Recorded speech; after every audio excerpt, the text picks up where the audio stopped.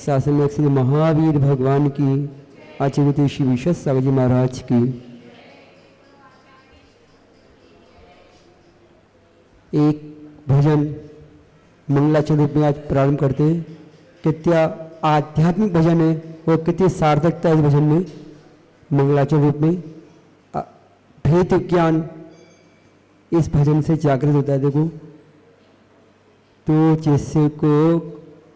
तो जिसको खोज रहा है बंदे हो, तो जिसको खोज रहा है बंदे, वह मालिक तेरे अंदर है। बाहर के मंदिर कृत्रिम है, सच्चा मंदिर तो अंदर है।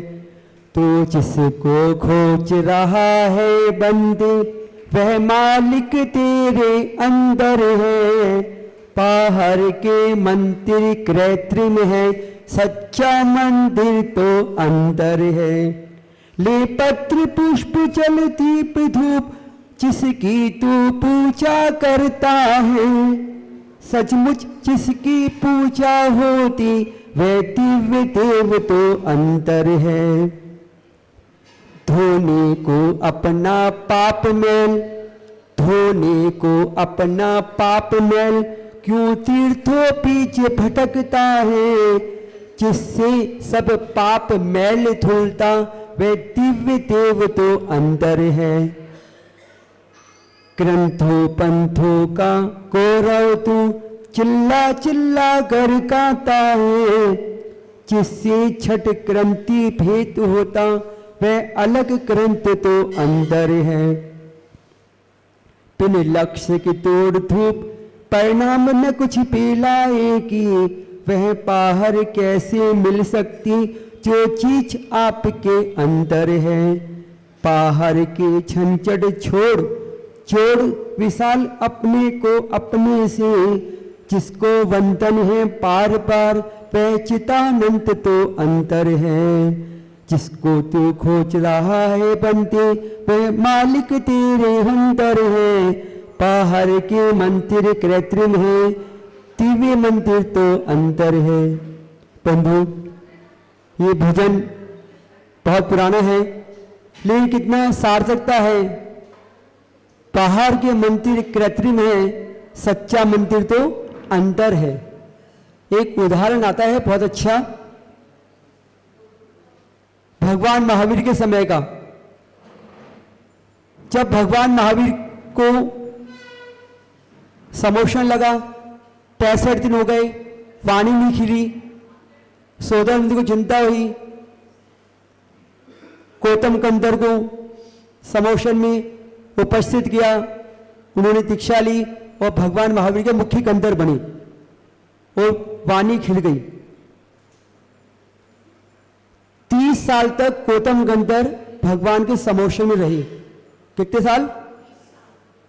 30 साल तक मुनि अवस्था में गौतम कंदर भगवान के समोशन में रहे। एक दिन गौतम कंदर ने प्रश्न किया भगवान महावीर से, ए भगवान, मेरे को इतना समय हो गया, केवल ज्ञान की प्राप्ति नहीं हो रही, बोधि की प्राप्ति नहीं हो रही, क्या कारण है? तो वाणी में निकला, तुमको भी राग लगा है, राग। राजेंद्र जी सुनो, कितनी अच्छी बात बता रहे हैं, आपको भी राग लगा है। तो गौतम ने कहा, भगवान किससे राग लगा है? बोले, तुमको राग लगा है? अरे मेरे 500 शिष्य थे, उनका त्याग कर दिया, सब आपके शिष्य बन गए, मैं मुनि बन के आपके 30 साल से आपके साधना में आपके साथ हूं, परिवार सब कुछ छोड़ दिया, किससे राग है? अभी तुमको राग लगा है? अब गौतम दिमाग, यार किससे भगवान राग राग राग, किससे राग, किससे राग लगा है बताओ? अब गौतम को किससे राग होगा? गौतम कंधर परमेष्टि को किससे राग होगा? समोशन में बैठा है, भगवान सामने है, कुछ है नहीं, और किससे राग? अब देखना कितनी अच्छी बात आ रही है। दुनिया के सारे धर्म कहते हैं मेरे पास आओ, मेरे पास आओ, मेरे भक्त बनो, मेरे भक्त बनो। लेकिन जैन धर्म क्या कहता है? भगवान महावीर की वाणी क्या कहती है? क्या कहा? बोले, गौतम अभी तुमको राग लगा है, किससे? अभी तुमको मुझसे राग लगा है। क्या बोला? तुमको मुझसे राग लगा है। तो गौतम ने कहा, ये भगवान, अगर मैं आपसे राग नहीं करूंगा तो किससे करूंगा? मोदी जी, अगर आप भगवान से राग नहीं करो किससे करोगे?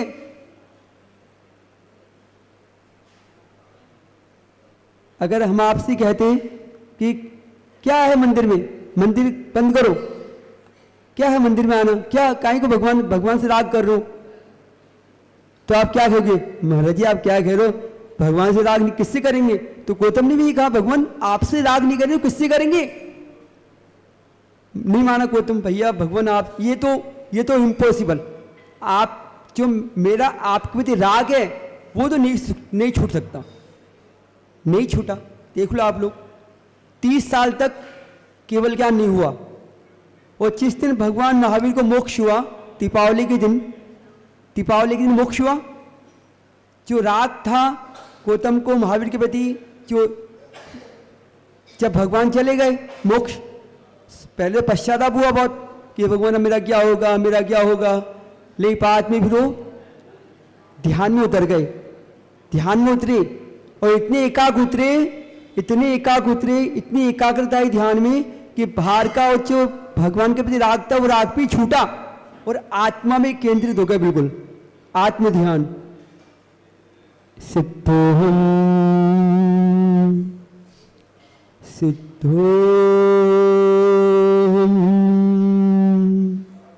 मैं स्वयं सिद्ध हूँ, सत्य हूँ, बुद्ध हूँ, नित्य हूँ, निरंजन हूँ। इतना एकाग्रता है आत्मा में, बिल्कुल इतनी एकाग्रता है आत्मा में कि वही आत्मा शाम को परमात्मा बन गई, केवल ज्ञान हो गया। शाम को दीपावली के दिन ही से मोक्ष हुआ, और शाम को केवल ज्ञान की प्राप्ति हो गई। किसको? गौतम गंधर्व स्वामी को, जिसके उपलक्ष्य में दीपावली मनाते हैं, शाम को पूजन करते हैं, से भगवान महावीर को लाडू, और शाम को केवल ज्ञान की पूजा करते हैं ना। बताओ, वो एक राग भी घातक। तो वही इस भजन में आया कि सच्चा मंदिर तो अंदर है, अपने अंदर परमात्मा विराजमान है, उसी खोज करने के लिए ये मंदिर बनाए गए हैं। परमात्मा की खोज करने के लिए। भैया आप बाहर भटक रहे हो, पहले भैया कहावत है ना कि अगर आपको डॉक्टर बनना है तो पहले पढ़ाई लिखाई करो, 15 साल 18 साल आपको पढ़ाई करनी पड़ेगी। जब डॉक्टर की डिग्री मिल गई, आपको डिग्री मिल गई, डॉक्टरी बन गया, लेकिन उसके पहले आपको किसी अनुभवी डॉक्टर के बाद 2 साल रहना पड़ेगा, उसके अनुभव भी लेने पड़ेंगे आपको। जो अच्छा डॉक्टर है उसके अनुभव लेने पड़ेंगे, तभी ऑपरेशन कर पाएंगे। वो बिना अनुभव के खाली थोरिकली पढ़ लिया और ऑपरेशन थिएटर में घुस गए ऑपरेशन करने, क्या होगा? थोरिकल तो पढ़ लिया आपने कि मेरे डॉक्टरी डिग्री आ गई आपके पास, और आपने अनुभव लिए नहीं कोई सीनियर डॉक्टर के, और सीधे ऑपरेशन करने पहुंच गए, क्या होगा? किताब में पढ़ के ऑपरेशन कर लो, किताब में पढ़ के ऑपरेशन कर दो। क्यों? पढ़ तो लिया आपने, डिग्री आपके पास आ गई, करो ऑपरेशन। क्यों? नॉलेज तो आ गई ना, पढ़ लिया आपने, डिग्री भी आ गई आपके पास, अनुभव भी तो चाहिए। तो अनुभव डॉक्टर वासी प्राप्त होते हैं। तो वही हम आपसे भी यही कह रहे हैं कि अपने को जानना तो मोक्ष है। कहते ना, मोक्ष पथ मिलता धीरे धीरे मंदिर आओ, दर्शन पाओ, श्रद्धा ने पड़ता धीरे धीरे, मोक्ष पथ मिलता धीरे धीरे। तो जैसे गौतम गंधर्व स्वामी को भी समय लगा, पहले भगवान की भक्ति और बाद में अंतरंग में आत्मा में उतरे। तो ही अपन को भी प्रारंभिक अवस्था में भगवान की पूजा करनी पड़ेगी, आराधना करनी पड़ेगी, गुरुओं की संगति करनी पड़ेगी, आहार देना पड़ेगा, उनका पूरी संगति करनी पड़ेगी, तभी आगे बढ़ पाओगे। और आप क्यों हमने पढ़ लिया और पढ़ के भगवान बन जाएंगे, इम्पॉसिबल। आजकल वर्तमान में ही हो रहा है, बोले पढ़ लिया आत्मा और बन गए भगवान भक्त नहीं भगवान बनेंगे, भक्त नहीं भगवान बनेंगे, बन जाओ भगवान। मैं घर के मैं खाट के, जरा सी बीमारी हुई पहुंच गए हॉस्पिटल और हॉस्पिटल में चले गए। कहाँ भेद विज्ञान जागर। तो कहने का सारांश ये बंधुओं कि राग छोड़ना पड़ेगा लास्ट में। तो आज जितने भी विवाद हो रहे हैं ना, वर्तमान में जितने भी विवाद चल रहे हैं सब अज्ञानता की वजह से हो रहे हैं। जितने भी पंथ बने ना, ये तेरापंथ, ये पीसपंथ, ये सोनकर, ये कांचीपंथ, ये तेरा के तारणबंदीपंथ, ये श्वेतांबरपंथ, ये सब अज्ञानता के द्योतक है, सब अज्ञानता की वजह से होते हैं। अभी एक हमारी सर्वधर्म सम्मेलन था लखनऊ में, उसमें हिंदू के संत थे, सरदार के भी थे, ये आते ना अपने साईं बाबा, कबीर, इनके भी संत थे। वो बहुत कम से कम 50-60 संत इकट्ठे हुए थे, सभी संप्रदाय के। ऐसे व्याख्यान चला था, सब ने अपनी अपनी परिपाटी गई, हमारा धर्म कैसे चालू हुआ, हम लोगों की क्या परंपरा है, सब ने अपने अपने व्याख्यान किए। तो उसमें एक जने ने कहा, वो बात हमको बहुत उनकी समझ में आई इस चीज को, कि बोले अपने वैष्णव संप्रदाय के लोग हैं ना, हम लोगों के वैष्णव संप्रदाय के, ये कैसे पागल है बताओ। बोले गणेश जी को लंबी सूंड वाला मानते हैं, श्री जी को ऐसे मानते हैं। बोले एक घटना ऐसी चालू हुई थी कि पहले अंग्रेजों के जमानों में हमारे शास्त्र थे, वैष्णव संप्रदाय के शास्त्र थे ना, तो किसी अंग्रेज ने क्या किया, शास्त्र में उलटफेर कर दी, उलटफेर करी और पूरा जो सिद्धांत थे उस सिद्धांत में पूरा घोटाला कर दिया। बोले ये भगवान ऐसे थे, ये भगवान ऐसे थे, ये भगवान ऐसे थे, ये ऐसे करते थे, ऐसे करते थे। मतलब बोले कभी ऐसा होता है क्या।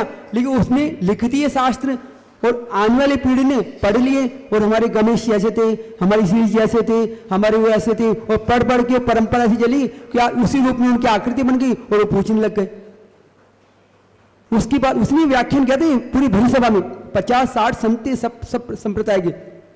उसने चीज रखी, बोले हनुमान जी को आज बंदरों के रूप में पूछ रहे हैं। बोले गलत है, हमारे हनुमान जी ऐसे नहीं थे, हमारी श्री जी ऐसे नहीं थे। उसने चीज बोली, लेकिन अब जो एक बार परिपाटी चल गई ना, अब उसको खत्म कर लो मुश्किल है। समझ भी रहे श्वेतांबर लोग, समझ भी रहे कि दिगंबर धर्म सही है, लेकिन एक बार परंपरा चल गई, अब बंद नहीं कर पा रहे। यह है इधर तिजारा के साइड में, तिजारा है ना अपने तिजारा, उसके आसपास पूरा पाकिस्तान का एरिया मानते हैं। मतलब पाकिस्तान मतलब पूरे माउंटेन्स है।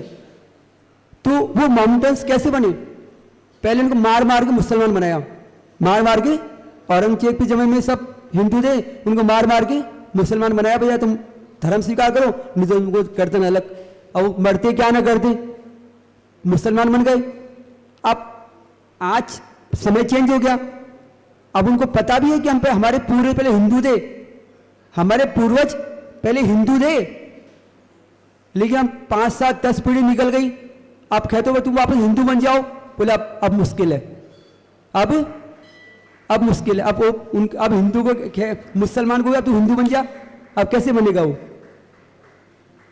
अब वो नहीं बन पा रहे। अब बोले अब जो है वही सही है, जो है सो है। तो ये सब धर्म ऐसे ही चलते आ रहे हैं, एक के बाद एक के बाद एक के बाद एक चलते। अभी मुसलमान धर्म के बारे में बोलते हैं, एक कथा पढ़ी थी हमने, वो सही भी है कुछ हद तक, कि मुसलमान धर्म का प्रादुर्भाव कैसे हुआ। तो अपने भगवान महावीर के समय समोषण लगा हुआ था ना, वो वाणी नहीं खिरी थी, वो कोतम कंदर का थी, वाणी गिर गई। तो जो समोषण में और भी मुनि थे, समोषण में और तो मुनि थे ना, कोई ये तो नहीं थे कोई गौतम गंधर ही मुनि बने, उसके पहले बहुत मुनि थे। उसके पहले भगवान पारशनाथ का शासनकाल चल रहा था। भाई भगवान के जब तक केवल ज्ञान नहीं होता तब तो पहले के भगवान उनका शासनकाल चलता है। तो भगवान पारशनाथ के शासनकाल के मुनि भी समोषण में थे। तो जब वाणी खिरी तो एक मुनि को क्रोध आ गया, गुस्सा आ गया कि देखो मैं इतना पुराना मुनि हूं, समोषण में कब से हूं भगवान के, और मेरे को तो मेरे तो सामने वाणी खिरी नहीं, और उसके सामने वाणी आती वाणी गिर गई। मतलब भगवान को भी रागते ऐसे। देखो मुनिराज है, तपस्वी मुनिराज है, घोर तपस्वी है, समोषण में बैठे हैं, लेकिन मन में विकल्प आ गया देखो इनकी आती तो वाणी गिर गई, और मैं इतने दिन से बैठा हूँ, मैं बड़ा मुनि हूँ, मेरे सामने वाणी नहीं गिरी। जैसे वर्तमान में होता ही है ना, वर्तमान हर घर घर की घटना है, हर समाज की घटना है। तो उनको भी क्रोध आ गया, गुस्सा आ गया कि मैं तो यार गलत हो गया, बताओ मैं इतने पुराना मुनि, वो वाणी नहीं गिरी भगवान की, 65 उनके गौतम गंधर्व का तो वाणी गिर गई। समोसन छोड़ के चले गया मुनिराज, समोसन छोड़ के चले गए और पूरे क्रोध में भावावेश में आ गए। अब देखता हूँ मैं भी, वो बहुत दूर निकल गए आगे, और फिर उन्होंने क्या अपने 2-4 चेले चपाटी बना लिए कि हर मुनिराज को होती है चेले चपाटी, तो होते हैं ना राजेंद्र जी, वर्तमान में ये सबके चेले हैं, तो उनके भी 2-4 चेले बन गए। अब उन्होंने क्या, मुनिराज अब वो जैन धर्म के बिल्कुल विरोध थी, बिल्कुल कट्टरता आ गई थी। बोले अब कुछ भी हो जाए सबको तो सिखाना पड़ेगा। तो जैन धर्म तो बिल्कुल अहिंसावादी है, उन्होंने बिल्कुल विपरीत 36 का आंकड़ा, 36 का आंकड़ा कर लिया बिल्कुल। अब देख लो आप, बिल्कुल जैन कहते हैं अहिंसा धर्म पालो, अहिंसा पालो, वो बोले हिंसा धर्म पालो, वहां से हिंसा बस चालू कर दी, हिंसा।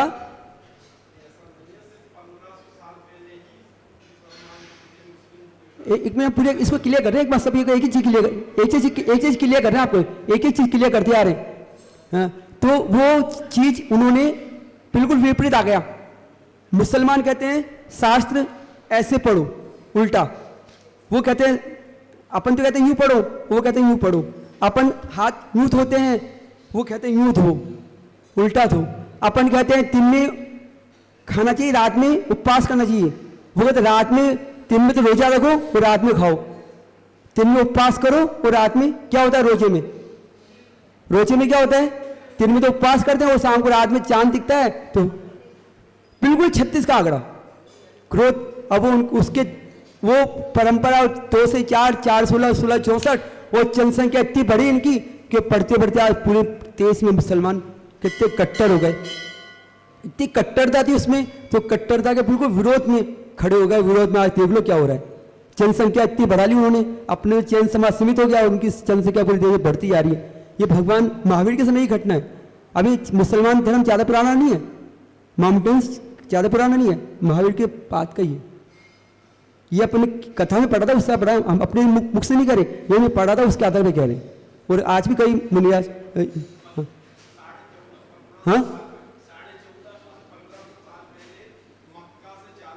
हाँ अब ये आ गई ना बात, 450 से 15 साल पहले का, तो वही बात आ रही है।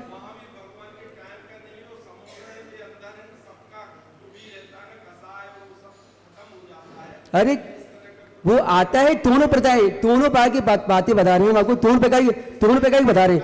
वो हम आपको दोनों प्रकार से लेके चल रहे हैं, दोनों प्रकार से लेके चल रहे हैं। एक वो भी आ रहा है, एक दूसरा धर्म भी आता है, तो अपन इसको दोनों प्रकार से लो कि मुसलमान धर्म ना कहीं ना कहीं, हर चीज का कहीं ना कहीं कोई ना कोई उद्भव तो है ना, उद्भव है, हर चीज का कोई ना कोई उद्भव है। चाहे मुसलमान का देख लो, चाहे अपने श्वेतांबर का देख लो, श्वेतांबर का कैसे हुआ, जो कथा है ना उसके आधार पर दोनों प्रकार की कथा मिलती है, दोनों प्रकार की जो बता रहे मक्का से वो भी मिल रही है, एक कथा ये भी आती है, एक उदाहरण इसमें मिलता है, दोनों प्रकार के उदाहरण आते हैं इसमें। और अभी श्वेतांबर कैसे हुआ, श्वेतांबर का तो अभी आपके सामने ही ना, दिगंबर श्वेतांबर का जो अकाल बढ़ा था भद्रबाहु के समय, 12,000 मुनि थे, 12,000 मुनि, भैया अकाल बढ़ रहा है, कहाँ से आहार पानी होगा, निकल गए तक। और कुछ साधु इधर कुछ उधर, और बाद में जब खाने पीने की दिक्कत आई तो वस्त्र पहन लिए और अपना खा पी के, और अकाल पूरा हो गया, भाई वापस मुनि बन जाओ, बोले आप नहीं बनेंगे, तो मुनि श्वेतांबर रहे। वो क्यों भैया, तो ही थे ना, श्वेतांबर कैसे चालू हुआ, 2 मुनि चित पे अड़ गए, बोले अब जो है सो है, अब हम दिगंबर नहीं बनेंगे। 2 मुनि श्वेतांबर में इसमें कपड़े पहन के रहे, और मुनि अवस्था, वो तब से मुनि श्वेतांबर सब, तो साधु की वजह से श्वेतांबर धर्म कितना बढ़ गया। तो जितने भी करते हुए ना, ये तो कोई जितनी भी धर्म चालू ना, ये तो कोई विद्वान या कोई संत, तो ही की वजह से ये चल रहा है वर्तमान। जितना भी प्रोपेगेंडा है ना भैया पंडित जी, ये तो कोई विद्वानों की बदौलत या कोई संतों की बदौलत, जितने समाज के टुकड़े हुए हैं, या तो विद्वान की बदौलत या संत की बदौलत। बाकी श्रावक बेचारा क्या करेगा, श्रावक क्या करेगा, बस जैसा कहेंगे समझ लेगा। जितने भी टुकड़े और जितने भी चल रहे हैं संतवाद, पंथवाद, क्रंथवाद, उसमें किसी न किसी का हाथ है, या संत का या किसी पंडित विद्वान का। आज आपकी या देख लो ना, कितनी परंपराएं चलती है, आई थी नई नई परंपराएं चलती है, आई थी नई परंपरा, जो आ रहा है वो अपनी परंपरा टाल के जा रहा है। बेचारे श्रावक के भोले वाले क्या करे, क्या करेंगे वो? श्रावक को जैसा उपदेश मिला, श्रावक तो भेड़ चाल है, भेड़ चाल है, भीड़ के पीछे भीड़ भागती है। उसको तो उपदेश मिल गया, अच्छा ऐसा, अच्छा ऐसा, अच्छा ऐसा, हाँ ठीक है साहब, ठीक है साहब, ठीक है साहब, पक्का नियम, आज से नियम, ठीक है महाराज जी नियम पक्का, संकल्प लो, काय से करो, ठीक है, वो काय से कर लिया, अब क्या करे, फंस गया, वो नयापन चालू हो गया, अब क्या करें? दूसरे मुनि आएंगे, भैया ऐसे नहीं, अब हमारा अब तो पक्का हो गया नियम, अब तुम अब बदल नहीं सकते, अब क्या करें? तो ये भ्रांतियां ऐसी आती आ रही है, आती आ रही है। लेकिन निचोड़ क्या है इसका? निचोड़ बताया ना हमने अभी गौतम गंभीर स्वामी का, कि सब तो अपनी खाली मन की विशुद्धि के लिए ये मंदिर आना, साधु सेवा करना, स्वाध्याय करना, सब कुछ लौकिक क्या इष्टोपदेश ग्रंथ है, उसमें लिखा है जीव जुता पुत्कल जुता, यही धर्म का सार, जो इन मोटे मोटे शास्त्रों में लिखा है इसी का विस्तार। यानी जीव अलग है, पुत्कल अलग है, यही धर्म का सार है। जो मोटे मोटे शास्त्रों में है इसी का विस्तार, जो पंडित बता रहे हैं इसी का विस्तार, जो महाराज जी बता रहे हैं इसी का विस्तार, जो आचार्य बता रहे हैं इसी का विस्तार, जो गौतम ने बताया इसी का विस्तार, जो भगवान ने कहा इसी का विस्तार। और क्या बताओ? आत्मा अलग है और शरीर अलग है, और बताओ और क्या है? और लास्ट में आना क्या है? शरीर छोड़ना है, शरीर का विकल्प खत्म, आत्मा में एकाग्र रहना है बस। एक 2.5 अक्षर के ज्ञान के लिए आत्मा, आत्मा 2.5 अक्षर का ज्ञान प्राप्त करने के लिए ये सारा चक्रू रचा गया। जितना भी चक्रू है ना, ये सिर्फ 2.5 अक्षर के ज्ञान के लिए, हिंदू धर्म का, मुस्लिम धर्म का, सिख धर्म का, बौद्ध धर्म का, जैन धर्म का, सब चक्रियों 2.5 अक्षर का ज्ञान प्राप्त। और क्या बताओ? बताओ भैया, इसका तो कुछ है? कुछ है भैया कैमरामैन? 2.5 अक्षर का ज्ञान प्राप्त करने के लिए ये सब कुछ चल रहा है, और कुछ भी नहीं। पंडित जी, चौधरी जी, 2.5 अक्षर का ज्ञान बताओ, कब से अनादिकाल हो गया अपने को इस संसार में घूमते, ये अनादिकाल आज तक एक 2.5 अक्षर का ज्ञान अपन प्राप्त नहीं कर पाए। सब कुछ पढ़ लिया, MA, MSc, BTech सब कुछ कर लिया, लेकिन 2.5 अक्षर का ज्ञान आप सही तरीके से प्राप्त नहीं कर पाए। अगर वो ज्ञान प्राप्त हो जाए तो बल्ले बल्ले हो जाए। गौतम गंधर्व ने भी 30 साल समोसन रहा, वो 2.5 अक्षर का ज्ञान, वो जब आया तो तुरंत सामने केवल ज्ञान हो गया।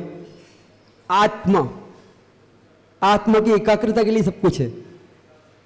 और अपन क्या कर रहे हैं अभी? 24 घंटे है ना, जीव पुत्कल, आत्मा परमात्मा, 24 घंटे में 24 घंटे अपन क्या कर रहे हैं? पता है क्या कर रहे हैं? बताएं, पता है क्या कर रहे हैं?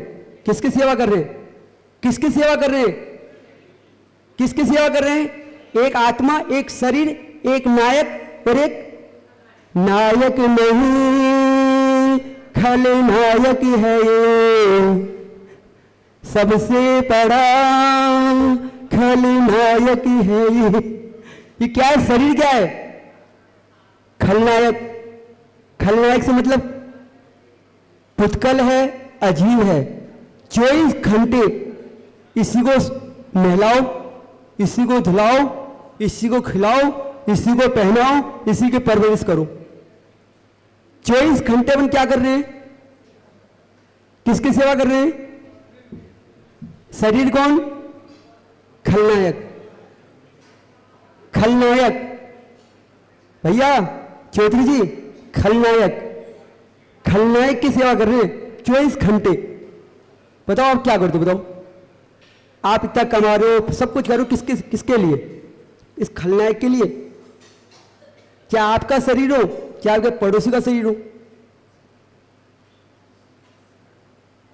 बताओ क्या इसके अपन कर क्या रहे? बताओ आज तक बताओ इतने सारे लोगों में कौन ऐसे व्यक्ति जिसको एक मिनट भी एकाग्रता से अपने आत्मा का ध्यान चिंतन नहीं करता हो विशुद्धि के साथ?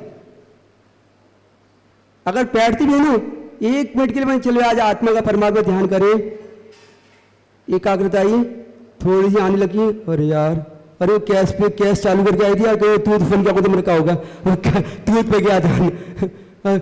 व्यापारी वर्ग बैठेगा, ध्यान बैठेगा, तो कैसे एकाग्रता आने लगी, अरे यार आज उसको 1000 रुपये देते, अरे यार तो भूल ही गया उसमें लिखना, तो 1000 रुपये तो दिए लेकिन अरे यार लिखना तो भूल ही गया, 1000 रुपये चले जाएंगे मेरे, वो तो पेन चालू हो गया उसका। तो कितनी विकल्प आते हैं, एकाग्रता कहाँ आती है? ये किसका ध्यान,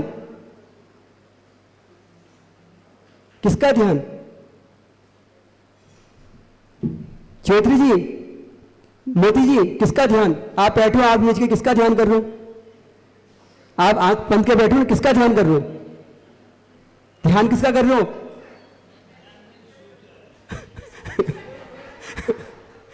किसका ध्यान किया आपने? आंख बंद करके बैठी, किसका ध्यान कर रहे हो?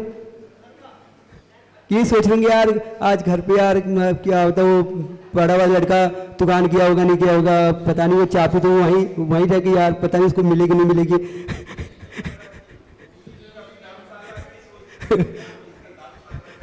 तो ये ध्यान कहीं ना कोई ना कोई चलता ही रहता है। तो ये सब हाँ, तो अब इनको ये लग रहा है, आज कल विहर सागर जी गए थे, वहाँ कलश हुए थे, वहाँ इतनी पब्लिक आई थी, वहाँ इतनी बोली लगी, वहाँ ऐसा हुआ, वहाँ ऐसा हुआ। अब वो ध्यान कहीं ना कहीं तो चाहेगा ना ध्यान, तो वही चल रहा है, वहाँ ऐसा कार्यक्रम चल रहा था, वहाँ इतने लोग आए थे, वहाँ इतने की बोली गई थी, वहाँ ऐसा हुआ, वैसा हुआ, वो ध्यान गया ना, बैठी आए, ध्यान क्या गया? एक बार ऐसी सत्यनारायण जी कथा चल रही थी, होती ना वैष्णव, सत्यनारायण जी कथा चल रही थी, सभी लोग बहुत ध्यान से सुन रहे थे, जैसे हम बोल रहे हैं आप सुन रहे हो। एक अम्मा भी सुन रही थी, जैसे अम्मा बैठी ना सुन रही थी, तो आंखों में आंसू आने लग गए, उसके आंखों में आंसू आने लग गए। वैष्णव संप्रदाय की है, तो पंडित जी को लगा यार देखो मेरी कथा कितनी अच्छी चल रही है, कितनी बढ़िया मार्मिक कथा है, देखो अम्मा की आंखों में आंसू आने लग गए, अम्मा की आंख में आंसू आने लग गए, कितनी अच्छी कथा चल रही मेरी। तो अम्मा से पूछा, अम्मा कथा तो अच्छी है ना, देख बढ़िया अच्छी लगी ना, कितने देख तेरे आंखों में आंसू आने लगे, तेरी आंखों में आंसू क्यों आए? नहीं, उसे पड़ोसी ने पूछा, ये पंडित इतनी आंखों में आंसू क्यों आए? कथा अच्छी मार्मिक थी। बोले क्या बताओ पंडित जी, आज से 6 महीने पहले। अरे अम्मा कथा तो मैं अभी कह रहा हूँ 6 महीने पहले, क्या हो गया? पंडित जी क्या बताऊं 6 महीने पहले। अरे क्या हो गया भैया? पंडित जी ने पूछा, अम्मा तू पता कथा कैसे लगी? देख आंखों में आंसू आ रहे हैं, इसका मतलब तेरे को अच्छी लगी ना? पता है क्या अच्छा लगा तेरे को? कथा में क्या मार्मिक प्रश्न अच्छा लगा तेरे को? बोले पंडित जी आज 6 महीने पहले हमारे पगरा था, पगरा पगरा है ना, पगरी या पगरा इसको बोलते हैं, पगरा, हाँ पकरी बकरा, हाँ। तो पंडित जी क्या बताऊं, उसकी दाढ़ी है ना, दाढ़ी बिल्कुल आपके जैसी थी। पंडित जी उसकी दाढ़ी आपके जैसी थी, तो क्या हो गया? तो फिर क्या हो गया था उसमें? तो क्या बताऊं पंडित जी, पगरा क्या मर गया, पगरा मर गया, बहुत अच्छा पगरा था मेरा, बहुत अच्छा मेरी, और वो मर गया। अब उस आपकी दाढ़ी देख के उस पगरी की याद आ गई मेरे को, इसलिए रोना आ गया, इसलिए आंखों में आंसू आ गए। आपकी दाढ़ी देख के उस पगड़ी की याद आई, इसलिए रोना आ गया। अच्छा इसलिए रोना आया, देखो माथा पकड़ लिया। तो ऐसी कथा चल रही है, ऐसी कथा सुनने से क्या लाभ? कि बैठे ही आओ और ध्यान वहां जा रहा है, बैठे ही आओ और ध्यान, बैठे पूजा में हो और ध्यान गई। 16 कारण भावन भाई, वो आगे क्या क्या बोलता था पता नहीं, 16 कारण की पूजा में।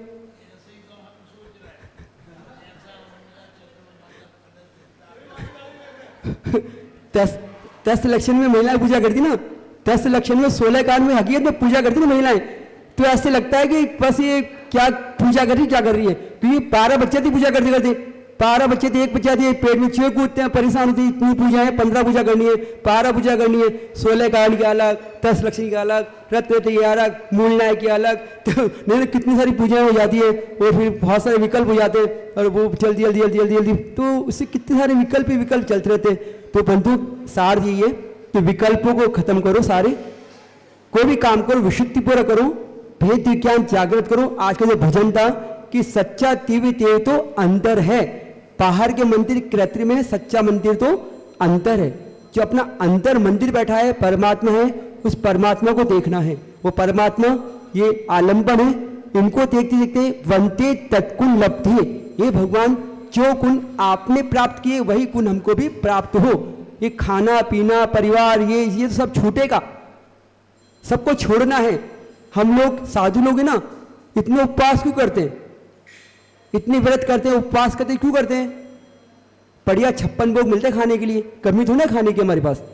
कितने बढ़िया से बढ़िया आपको नहीं मिलते होंगे जितने हमको मिलते हैं भैया, आपको भी नहीं मिलते होंगे जितने हमको मिलते हैं। जितने चाहते हैं कितने 56 भोग आप लोग तैयार कर करके देते हैं हमको, बताओ।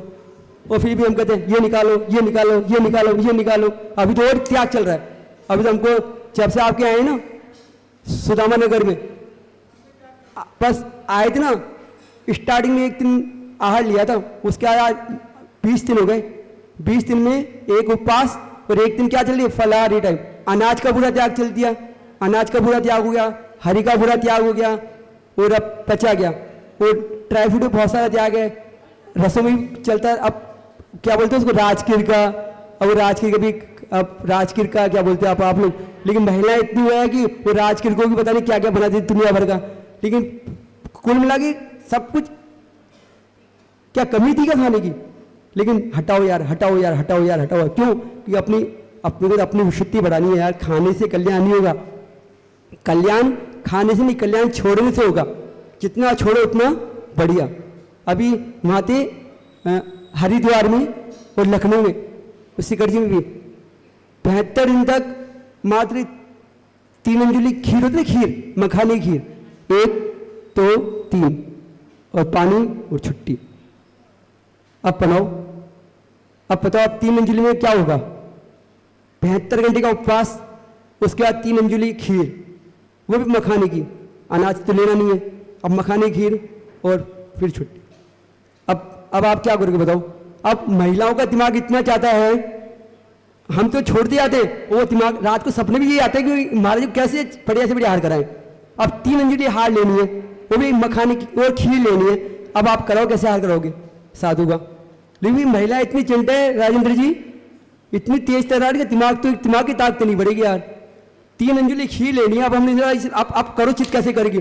अब 3 अंजुली खीर में भी वो क्या पता क्या करते थी है, इतना उसको खीर बनाई इतना खोड़ी काढ़ा करती थी और क्या पता क्या कर लेती, क्या डालती उसमें क्या पता, इतना काढ़ा वो 3 अंजुली खीर में, तो पूरा दिमाग लगा कि हमारे 3 अंजुली खीर लेनी है। अब हमने सोचा 3 अंजुली आप पानी आती ना लेके अपना काम निपटा देंगे, पिंड छूटा।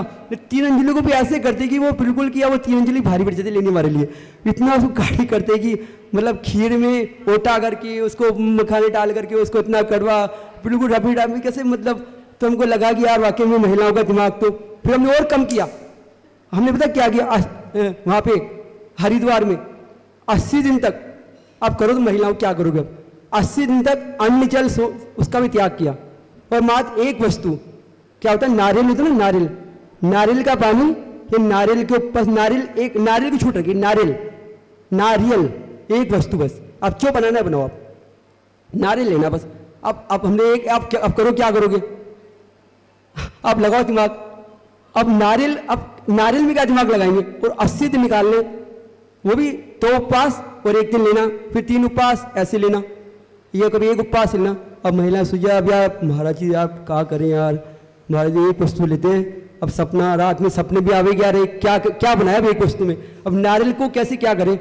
और नारियल में भी दिमाग लगा लिया उन्होंने। नारियल के भी वो क्या होते हैं, नारियल की वो गिरी होती है, नारियल को छील जल गिरी क्या उसका छिल, नारियल की गिरी, हाँ वो मलाई जिसको बोलते हैं, वो मलाई निकालते, वो नारियल की मलाई, और नारियल को पीस को उसका वो कूट के उसका पाउडर बना के, सूखा नारियल को कूट लिया, उसका पाउडर बना दिया और पाउडर में को सेक दिया और सेक करके वो वो क्या बोलते हैं उसका नारियल का पाउडर वो बना दिया, और एक नारियल की कीरी होती है चिटकी बना दी, और नारियल का चटनी बना दी, और नारियल का और सब बगल लिया।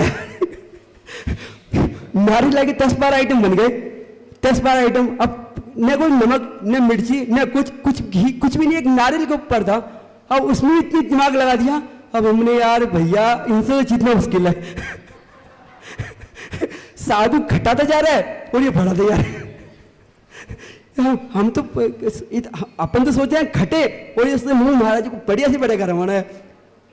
तब लगा कि यार वाकई में महिलाओं का तो अपन बोलते हैं महिलाओं में क्या है भैया, आपसे ज्यादा दिमाग रखती है। तब हाँ हाँ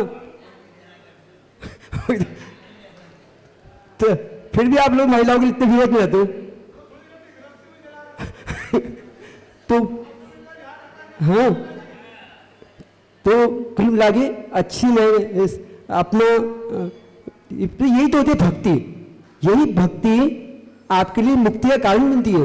जो होती है वैयावती भक्ति, वैयावती अपन लोग को तो वैयावती महिलाएं कर नहीं सकती, वैयावती पुरुष करते, तो पुरुष तो हाथ पाँव दबाएंगे।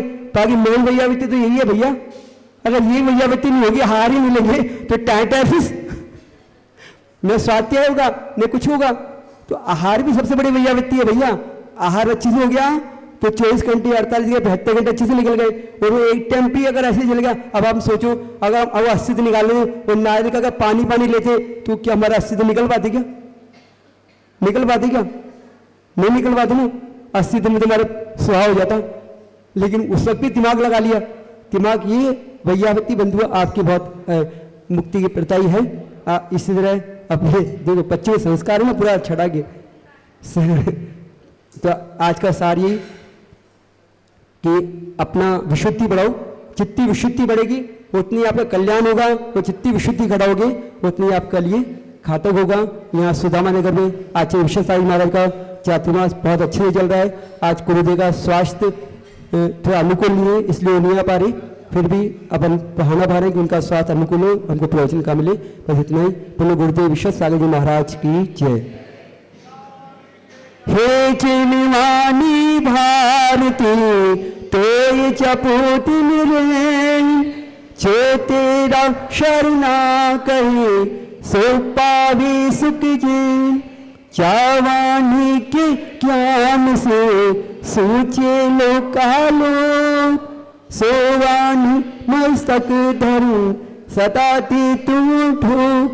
तेव भजो अरिहंत को कुर सेवा निर्ग्रंथ। तया धर्म पालो सतः यही मोक्ष का पंथ। कैसे बोलो?